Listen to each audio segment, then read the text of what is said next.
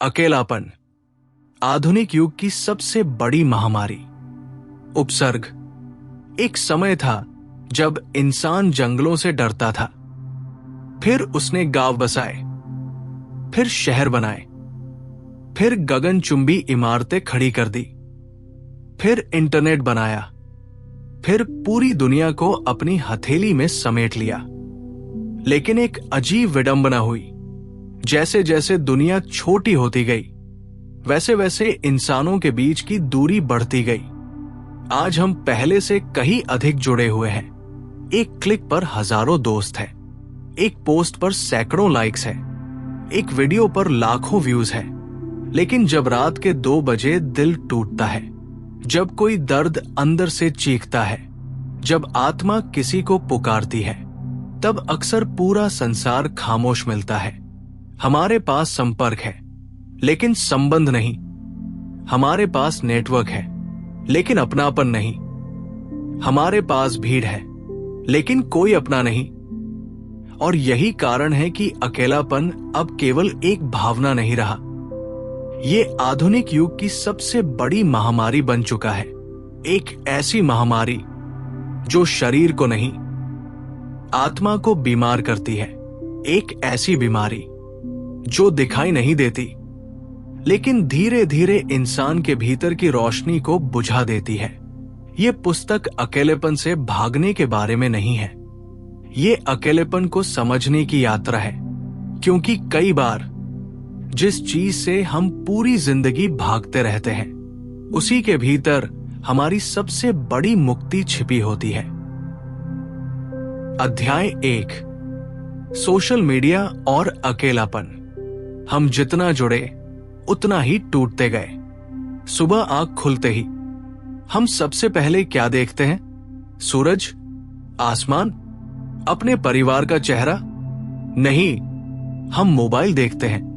एक छोटी सी स्क्रीन जिसने पूरी दुनिया को हमारे कमरे में ला दिया है।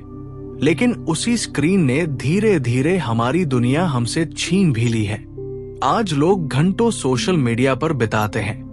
वे दूसरों की मुस्कानें देखते हैं, दूसरों की सफलताएं देखते हैं, दूसरों की यात्राएं देखते हैं, दूसरों का प्रेम देखते हैं, और फिर अपनी जिंदगी से तुलना करने लगते हैं। यहीं से अकेलेपन की शुरुआत होती है, क्योंकि सोशल मीडिया हमें लोगों की वास्तविकता नहीं दिखाता, वो हमें उनकी सबसे सुंदर झलक दिखाता है।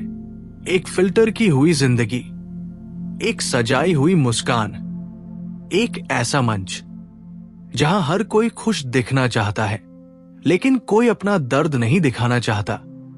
और जब हम बार बार ये सब देखते हैं, तो हमें लगने लगता है कि पूरी दुनिया खुश है, सिर्फ हम दुखी हैं। पूरी दुनिया सफल है, सिर्फ हम असफल हैं। पूरी दुनिया प्रेम में है, सिर्फ हम अकेले हैं। धीरे धीरे ये भ्रम हमारे मन पर कब्जा कर लेता है। हम लाइक्स को प्यार समझने लगते हैं, कमेंट्स को अपनापन समझने लगते हैं, फॉलोअर्स को दोस्त समझने लगते हैं। लेकिन एक दिन जब दिल सचमुच टूटता है, तब हमें एहसास होता है कि हजारों फॉलोअर्स में से एक भी ऐसा नहीं है जिसे हम रात के अंधेरे में फोन कर सके। यही सोशल मीडिया का सबसे बड़ा विरोधाभास है। ये हमें जुड़ने का भ्रम देता है, लेकिन भीतर से और अधिक अकेला बना देता है। क्योंकि इंसान को डेटा नहीं चाहिए, उसे दिल चाहिए। उसे नोटिफिकेशन नहीं चाहिए, उसे स्पर्श चाहिए। उसे स्क्रीन नहीं चाहिए, उसे किसी की सच्ची मौजूदगी चाहिए। और जब वो मौजूदगी नहीं मिलती, तब हजारों ऑनलाइन चेहरों के बीच भी वो भीतर से वीरान हो जाता है। यही कारण है कि आज की सबसे बड़ी त्रासदी ये नहीं है कि लोग अकेले हैं, सबसे बड़ी त्रासदी यह है कि वे अकेले हैं और उन्हें इसका एहसास भी नहीं है। वे लगातार स्क्रॉल करते रहते हैं, स्क्रीन बदलते रहते हैं, वीडियो देखते रहते हैं, लेकिन वास्तव में वे अपने भीतर के खालीपन से भाग रहे होते हैं। और जितना भागते हैं, वो खालीपन उतना ही बड़ा होता जाता है।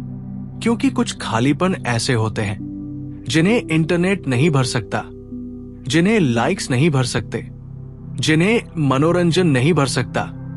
उन्हें केवल एक चीज भर सकती है, एक सच्चा संबंध, एक सच्ची बातचीत, एक ऐसा व्यक्ति जो आपके शब्द नहीं, आपकी खामोशी भी सुन सके। और शायद यही वह चीज है जिसकी आधुनिक इंसान को सबसे अधिक भूख है। प्यार की नहीं, प्रसिद्धि की नहीं, सफलता की नहीं, बल्कि किसी ऐसे इंसान की जो कह सके, मैं यहां हूं, तुम अकेले नहीं हो। अध्याय 2, क्यों हम भीड़ में भी अकेले हैं।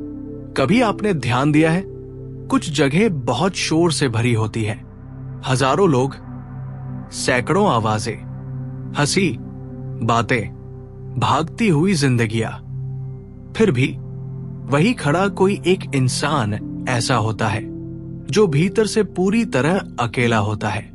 पहले मुझे लगता था कि अकेलापन एक जगह है, एक कमरा, एक खाली घर, एक सुनसान रास्ता। लेकिन समय ने सिखाया, अकेलापन कोई जगह नहीं है। अकेलापन एक अनुभव है, और ये अनुभव कहीं भी हो सकता है।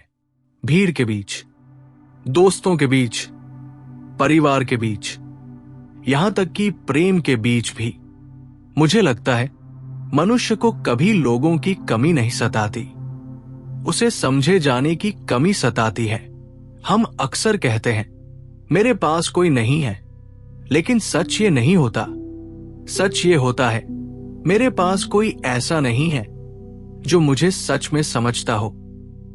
और इन दोनों बातों में बहुत बड़ा अंतर है, क्योंकि साथ होना और समझा जाना दो बिल्कुल अलग चीजें हैं। कल्पना कीजिए, आप एक कमरे में बैठे हैं, चारों तरफ आपके अपने लोग हैं, परिवार है, दोस्त है, सब बातें कर रहे हैं, हंस रहे हैं, लेकिन आपके भीतर एक तूफान चल रहा है। एक ऐसा दर्द जिसे आप शब्द नहीं दे पा रहे, एक ऐसा डर जिसे आप किसी से कह नहीं पा रहे, एक ऐसा खालीपन जिसका कारण आपको खुद भी समझ नहीं आ रहा। और उसी क्षण आपको एहसास होता है कि दुनिया की सबसे लंबी दूरी दिल से दिल तक की दूरी होती है।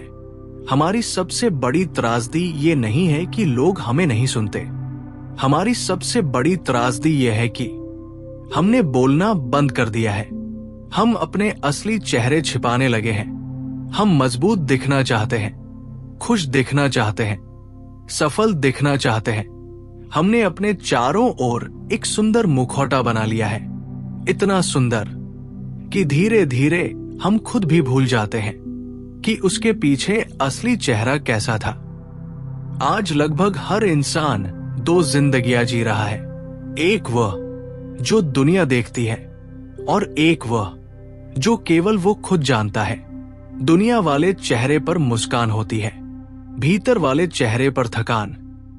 दुनिया वाले चेहरे पर आत्मविश्वास होता है, भीतर वाले चेहरे पर डर। दुनिया वाले चेहरे पर सफलता होती है, भीतर वाले चेहरे पर एक गहरा प्रश्न, क्या कोई मुझे वैसे भी प्यार करेगा जैसा मैं वास्तव में हूं?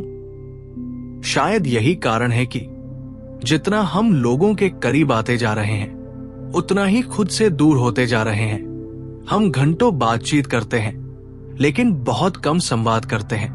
हम दिन भर संपर्क में रहते हैं, लेकिन बहुत कम जुड़ते हैं। हम एक दूसरे की तस्वीरें देखते हैं, लेकिन आत्माएं नहीं देख पाते। बचपन में ऐसा नहीं था। तब दोस्ती का मतलब था घंटों साथ बैठना, बिना किसी कारण के हंसना, छोटी छोटी बातों पर लड़ना, फिर अगले दिन सब भूल जाना। तब रिश्ते परफेक्ट नहीं थे, लेकिन सच्चे थे। आज रिश्ते बहुत व्यवस्थित है, बहुत सभ्य है, बहुत आधुनिक है, लेकिन कहीं न कहीं उनमें आत्मा कम होती जा रही है।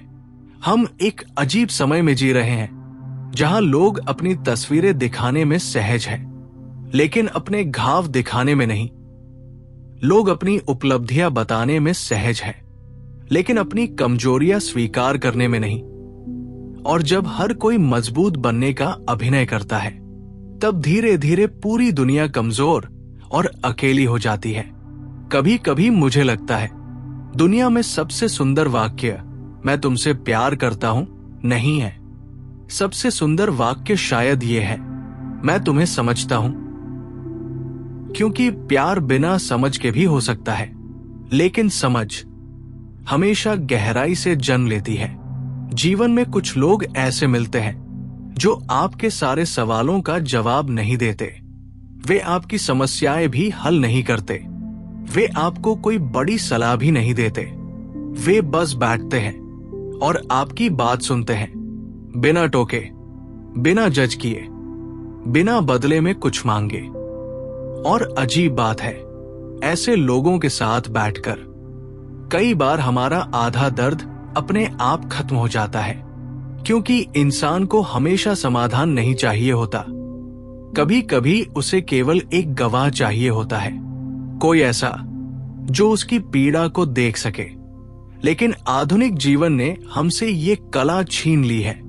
हम सुनते कम हैं, उत्तर ज्यादा देते हैं, समझते कम हैं, निर्णय ज्यादा करते हैं, महसूस कम करते हैं, प्रतिक्रिया ज्यादा देते हैं।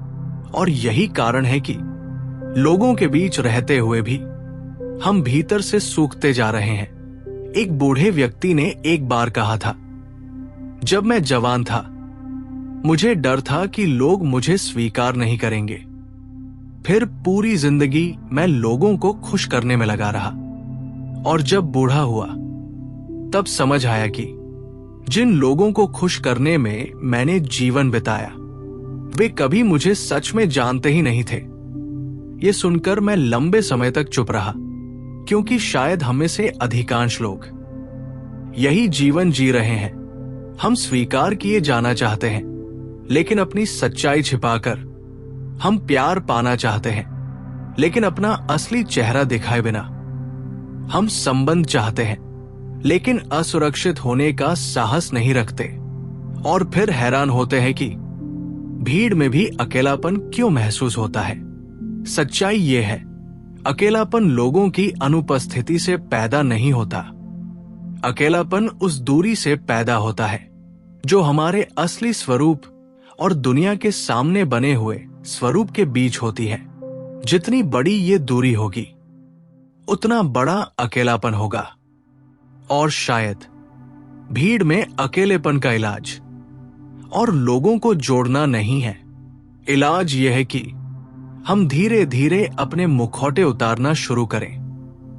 किसी एक व्यक्ति के सामने, फिर किसी दूसरे के सामने, और एक दिन अपने सामने भी।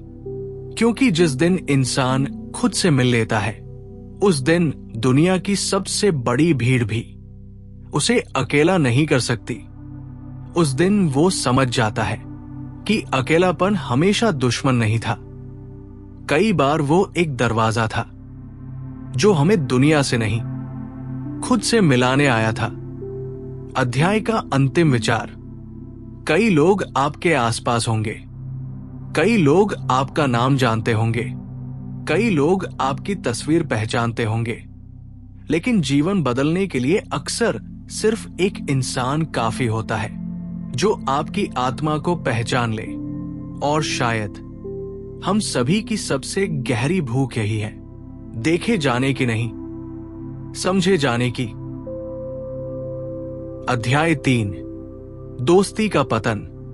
जब दोस्ती एक रिश्ता नहीं, एक आश्रय हुआ करती थी। मुझे नहीं पता कि ये दुनिया कब बदली, लेकिन इतना जरूर जानता हूं कि कहीं ना कहीं रास्ते में हम कुछ बहुत कीमती खो बैठे। और वह चीज थी दोस्ती। बचपन में दोस्ती की कोई परिभाषा नहीं होती थी, कोई नियम नहीं होते थे, कोई शर्तें नहीं होती थी, कोई लाभ नहीं होता था, कोई उद्देश्य नहीं होता था। फिर भी वो जीवन के सबसे सुंदर रिश्तों में से एक होती थी। एक बच्चा दूसरे बच्चे से मिलता था, दोनों साथ खेलते थे, साथ हंसते थे, साथ रोते थे और पता भी नहीं चलता था कि कब वे दोस्त बन गए। आज सोचता हूं, शायद दोस्ती दुनिया का सबसे पवित्र रिश्ता थी, क्योंकि उसमें खून का संबंध नहीं था, कोई सामाजिक बंधन नहीं था, कोई कानूनी जिम्मेदारी नहीं थी। फिर भी लोग एक दूसरे के लिए सब कुछ कर जाते थे, सिर्फ इसलिए क्योंकि दिल ने दिल को अपना मान लिया था। लेकिन फिर हम बड़े हो गए और जैसे जैसे उम्र बढ़ी, दोस्ती छोटी होती गई। बचपन में हम दोस्तों को खोजते थे, आज हम अवसर खोजते हैं। बचपन में हम इंसानों को देखते थे, आज हम उनकी उपयोगिता देखते हैं। बचपन में हम पूछते थे, तू कैसा है? आज हम पूछते हैं, तू क्या करता है? शब्द छोटे लगते हैं, लेकिन इनके पीछे पूरी सभ्यता बदल गई है।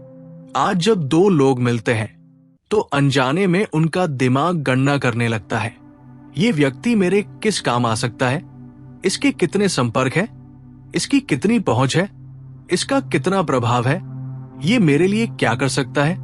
और शायद यही दोस्ती मरने लगती है, क्योंकि जिस क्षण किसी इंसान का मूल्य उसकी उपयोगिता से तय होने लगे, उस क्षण प्रेम समाप्त होने लगता है।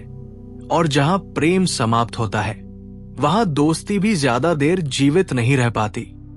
एक समय था जब दोस्त हमारे दुख का पता हमारी आवाज से लगा लेते थे। आज कई दोस्त हमारे रोने के बाद भी नहीं समझ पाते कि हम टूट रहे हैं। क्यों? क्योंकि हम पहले एक दूसरे की जिंदगी में मौजूद थे, अब केवल एक दूसरे की प्रोफाइल में मौजूद है। सोचिए, आपके फोन में शायद सैकड़ों संपर्क होंगे, शायद हजारों फॉलोअर्स भी, लेकिन यदि आज रात अचानक आपका दिल टूट जाए तो कितने लोगों को आप बिना झिझक फोन कर पाएंगे? 1, 2, शायद एक भी नहीं। और यही आधुनिक जीवन का सबसे दुखद सच है। हमारे पास पहले से ज्यादा संपर्क है, लेकिन पहले से कम सहारे। मुझे लगता है कि दोस्ती कभी बातचीत से नहीं बनती थी, दोस्ती समय से बनती थी, साथ बिताए हुए समय से, उन पलों से जिनका कोई उद्देश्य नहीं होता था। आज हर चीज उत्पादक होनी चाहिए, हर मुलाकात का कोई मकसद होना चाहिए, हर बातचीत का कोई परिणाम होना चाहिए, हर घंटे का हिसाब होना चाहिए। लेकिन दोस्ती हिसाब नहीं समझती, दोस्ती परिणाम नहीं समझती, दोस्ती लाभ नहीं समझती, दोस्ती तो बस उपस्थिति समझती है। वो दोस्त जो आपके घर बिना बताए आ जाता था, वो दोस्त जो आपकी मां के हाथ का खाना खाकर चला जाता था, वो दोस्त जो आपके दुख में घंटों चुप बैठा रहता था। उसे शायद जीवन की कोई बड़ी शिक्षा नहीं आती थी, लेकिन वो एक चीज जानता था, तुझे अकेला नहीं छोड़ना है। और कई बार बस यही काफी होता था। आज लोगों के पास पहले से अधिक ज्ञान है, अधिक जानकारी है, अधिक संसाधन है, लेकिन कम दोस्त है, क्योंकि दोस्ती ज्ञान से नहीं बनती। दोस्ती समय मांगती है, धैर्य मांगती है, समर्पण मांगती है, और सबसे बढ़कर दोस्ती उपस्थित रहने की क्षमता मांगती है। लेकिन आधुनिक इंसान हर जगह मौजूद है, सिवाय उस जगह के जहां उसे होना चाहिए। वो भविष्य में है, अतीत में है, मोबाइल में है, काम में है, महत्वाकांक्षाओं में है, लेकिन उस व्यक्ति के साथ नहीं है जो उसके सामने बैठा है। यही कारण है कि आज कई लोग एक अजीब दर्द महसूस करते हैं। उन्हें कोई बड़ी त्रासदी नहीं हुई, कोई विशेष समस्या नहीं है, फिर भी भीतर कुछ खाली है। वो खालीपन अक्सर धन का नहीं होता, सफलता का नहीं होता, प्रेम का भी नहीं होता। वो खालीपन उन दोस्तों का होता है जिनके साथ बैठकर कभी जीवन हल्का लगने लगता था। समय के साथ हम सब आगे बढ़ जाते हैं, शहर बदल जाते हैं, नौकरियां बदल जाती है, जिम्मेदारियां बदल जाती है, लेकिन कभी कभी रात के किसी शांत क्षण में अचानक कोई पुराना नाम याद आ जाता है, कोई पुरानी हंसी याद आ जाती है, कोई पुरानी गली याद आ जाती है, और फिर दिल के किसी कोने से एक आवाज आती है, काश एक बार फिर सब वैसा हो पाता। लेकिन जीवन पीछे नहीं लौटता। यही उसकी खूबसूरती भी है और यही उसका दुख भी। फिर भी दोस्ती पूरी तरह मरी नहीं है। वो आज भी जीवित है, लेकिन वो शोर में नहीं मिलती, वो भीड़ में नहीं मिलती, वो दिखावे में नहीं मिलती। वो तब मिलती है जब कोई व्यक्ति आपके सामने बैठकर पूछता है, सच सच बता, तू ठीक है?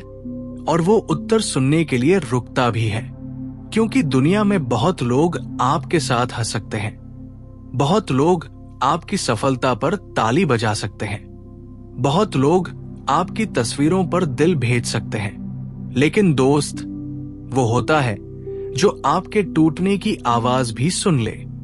और शायद इसी कारण दोस्ती प्रेम से भी दुर्लभ होती जा रही है, क्योंकि प्रेम आकर्षण से शुरू हो सकता है, लेकिन दोस्ती केवल सत्य से शुरू होती है। अध्याय का अंतिम विचार। जीवन के अंत में इंसान ये नहीं गिनता कि उसके पास कितनी संपत्ति थी, वो ये भी नहीं गिनता कि उसे कितने लोगों ने पहचाना।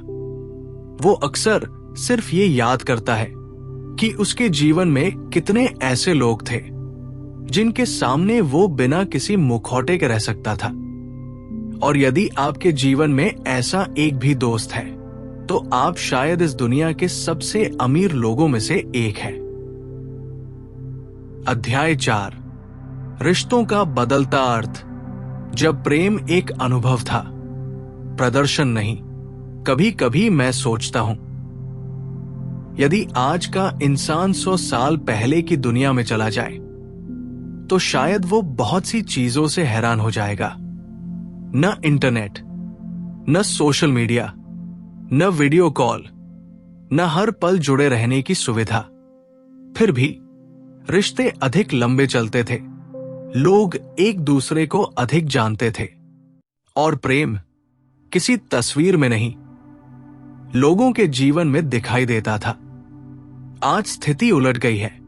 प्रेम हर जगह दिखाई देता है, तस्वीरों में, वीडियो में, पोस्टों में, स्टेटस में। लेकिन अजीब बात है, जितना प्रेम दिखाई दे रहा है उतना महसूस नहीं हो रहा। हम ऐसे समय में जी रहे हैं जहां लोग प्रेम को जीने से ज्यादा उसे दिखाने लगे हैं। किसी समय प्रेम का अर्थ था किसी का इंतजार करना, आज प्रेम का अर्थ है किसी का लास्ट सीन देखना। किसी समय प्रेम का अर्थ था किसी की आंखों को पढ़ना, आज प्रेम का अर्थ है किसी की चैट पढ़ना। किसी समय प्रेम का अर्थ था एक दूसरे की खामोशियां समझना, आज प्रेम का अर्थ बन गया है हर 5 मिनट में जवाब मिलना। शायद इसी कारण रिश्ते पहले से अधिक जुड़े हुए दिखते हैं, लेकिन भीतर से अधिक कमजोर हो गए हैं, क्योंकि हमने धीरे धीरे प्रेम को एक अनुभव से बदलकर एक लेन देन बना दिया है। मैं तुम्हें इतना समय दूंगा, तुम मुझे उतना समय देना। मैं तुम्हारे लिए इतना करूंगा, तुम मेरे लिए उतना करना। मैं तुम्हें इतना महत्व दूंगा, तुम मुझे उतना महत्व देना। और जब प्रेम हिसाब किताब में बदल जाता है तो उसका जादू मरने लगता है, क्योंकि प्रेम गणित नहीं है। प्रेम कभी बराबरी का सौदा नहीं था। मां जब बच्चे को पालती है तो क्या हिसाब रखती है? क्या वह रातों की नींद गिनती है? क्या वह त्यागों की सूची बनाती है? नहीं। जहां प्रेम होता है वहां गणना धीरे धीरे समाप्त होने लगती है।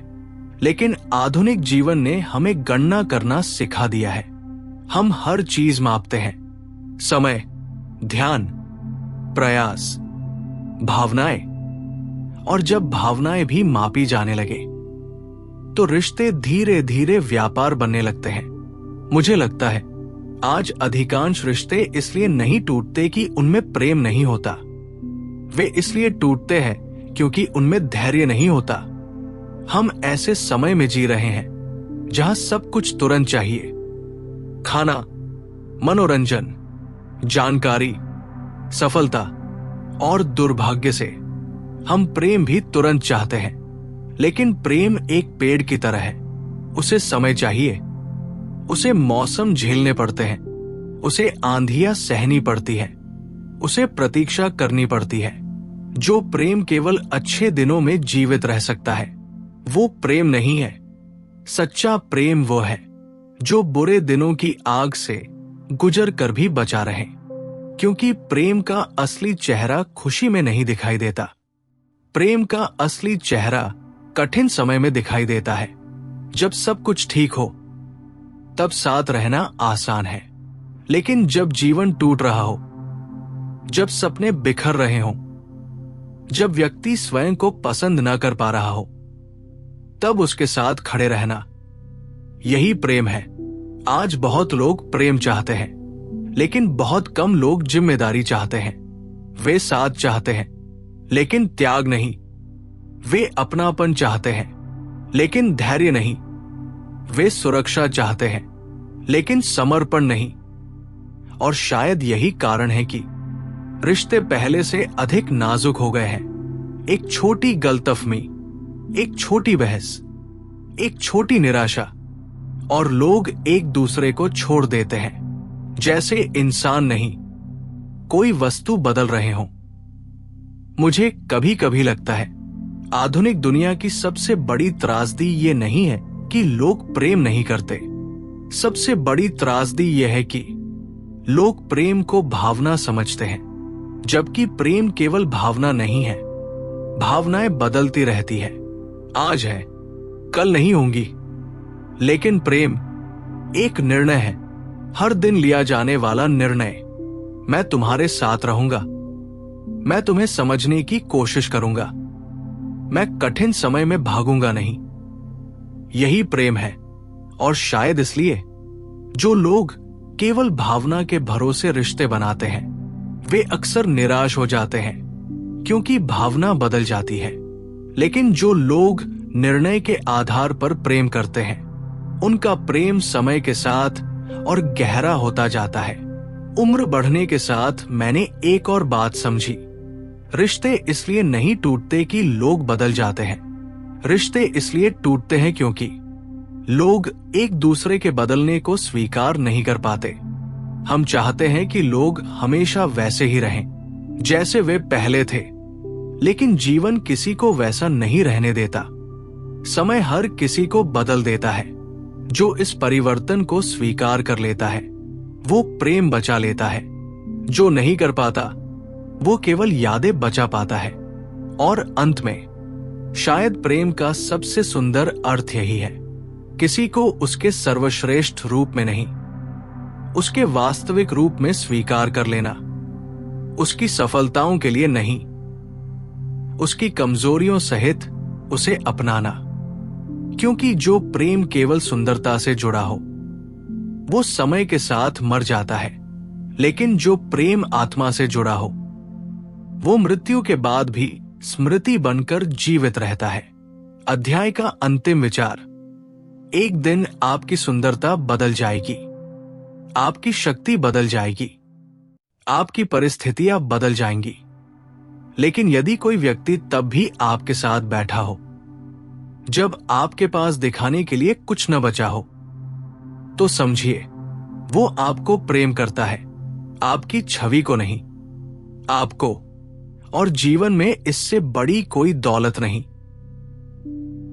अध्याय 5, अकेलेपन की शक्ति जिससे हम भागते रहे, शायद वही हमें बचाने आया था।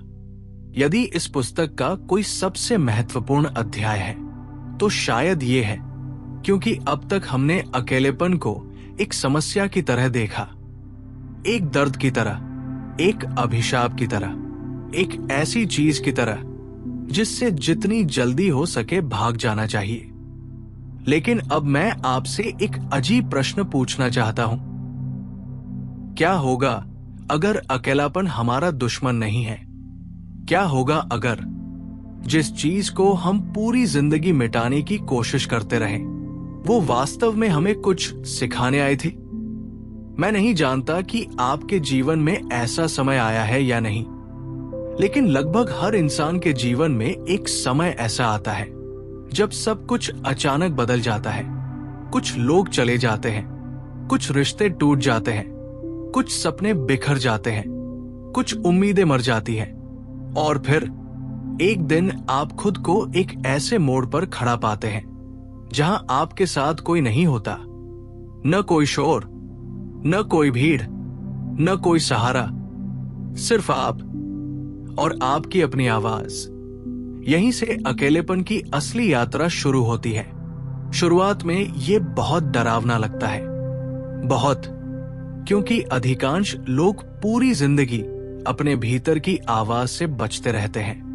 वे काम में व्यस्त रहते हैं, मोबाइल में व्यस्त रहते हैं, रिश्तों में व्यस्त रहते हैं, मनोरंजन में व्यस्त रहते हैं। लेकिन व्यस्तता का एक छिपा हुआ उद्देश्य भी होता है, खुद से मिलने से बचना, क्योंकि स्वयं से मिलना आसान नहीं होता।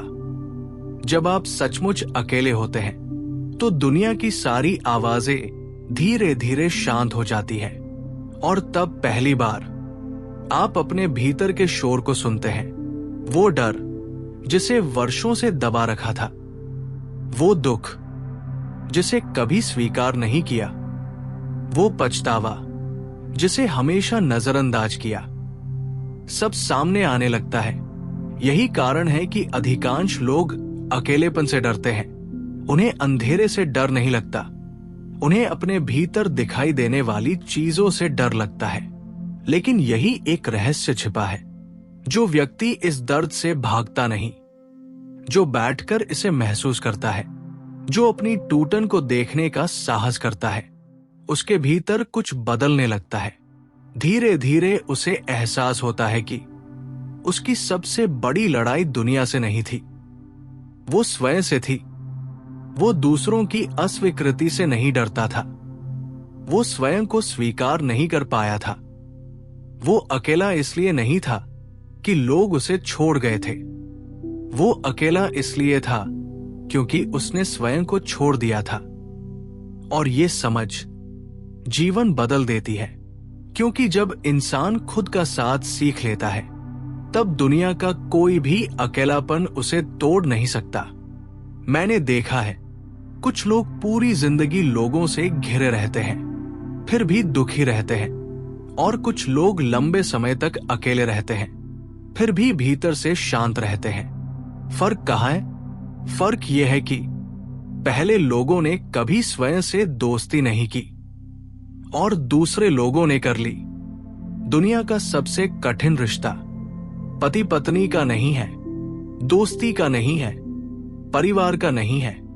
दुनिया का सबसे कठिन रिश्ता आपका स्वयं के साथ रिश्ता है, क्योंकि आपसे ज्यादा समय कोई आपके साथ नहीं बिताता। आप जन्म से मृत्यु तक स्वयं के साथ रहते हैं। यदि आप स्वयं के साथ शांति में नहीं हैं, तो पूरी दुनिया भी आपको शांति नहीं दे सकती।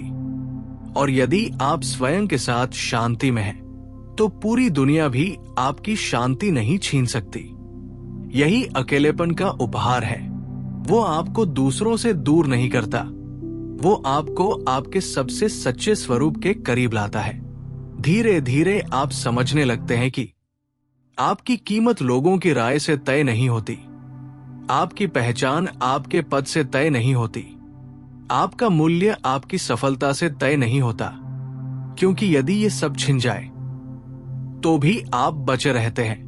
और जब ये समझ आ जाती है तब जीवन बदल जाता है। तब आप लोगों से प्रेम करते हैं, लेकिन उनसे चिपकते नहीं। आप रिश्ते निभाते हैं, लेकिन उनमें खोते नहीं। आप दुनिया में रहते हैं, लेकिन अपनी आत्मा को दुनिया के हवाले नहीं करते। और शायद यही परिपक्वता है।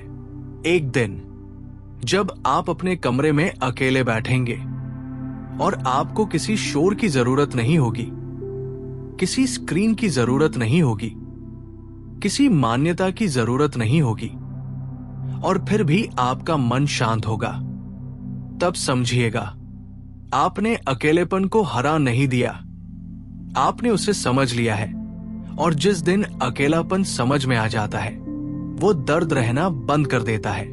वो एक शिक्षक बन जाता है, एक ऐसा शिक्षक जो हमें सिखाता है कि दुनिया की सबसे महत्वपूर्ण यात्रा किसी शहर तक नहीं, किसी सफलता तक नहीं, किसी रिश्ते तक नहीं, बल्कि स्वयं तक की यात्रा है। समापन आधुनिक युग की सबसे बड़ी महामारी। आज दुनिया में लाखों लोग अकेले हैं, लेकिन शायद समस्या अकेलापन नहीं है। समस्या यह है कि हमने अकेलेपन का अर्थ गलत समझ लिया है। हमने उसे केवल अंधेरा समझा, जबकि उसके भीतर प्रकाश भी छिपा था। हमने उसे केवल पीड़ा समझा, जबकि उसके भीतर मुक्ति भी छिपी थी। हमने उससे भागना चाहा, जबकि वो हमें हमारे पास लाना चाहता था। और शायद जीवन का सबसे बड़ा विरोधाभास यही है। जिस चीज से हम सबसे अधिक डरते हैं, कई बार हमारी सबसे बड़ी शक्ति उसी के भीतर छिपी होती है। अकेलेपन का उद्देश्य आपको तोड़ना नहीं है। अकेलेपन का उद्देश्य आपको यह दिखाना है कि जब सब कुछ छिन जाए, तब भी आपके भीतर कुछ ऐसा बचा रहता है जिसे कोई नहीं छीन सकता।